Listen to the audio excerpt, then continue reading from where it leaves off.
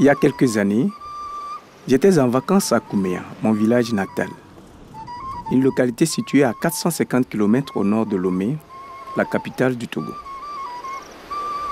Cette région est essentiellement occupée par des Kabyles, un des peuples majoritaires du Togo. Ma maman me présente au cours d'une balade à un ancien ami de mon père qui me demande dans un français maladroit « Tu es quel ?»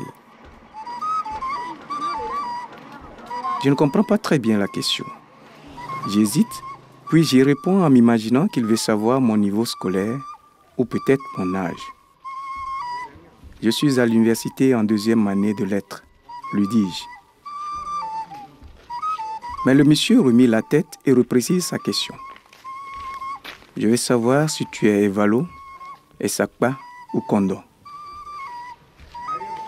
En réalité, le vieux voulait m'identifier par rapport à ma classe d'âge, puisque les 3 noms qu'il a cités représentent les principales étapes d'initiation du jeune dans notre milieu.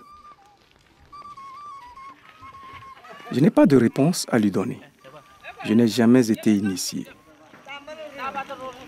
J'ai perdu mon père à 10 ans. C'est à lui que revenait la responsabilité première d'entreprendre le processus de mon initiation. J'ai aussi vite quitté le village pour des raisons d'études.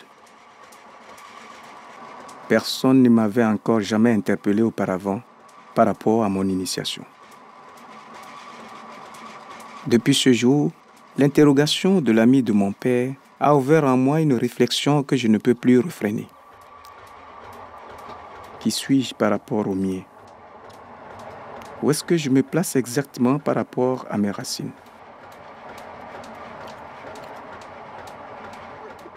Je remonte dans mes souvenirs, j'essaie de me rappeler l'identité que mon père voulait me transmettre.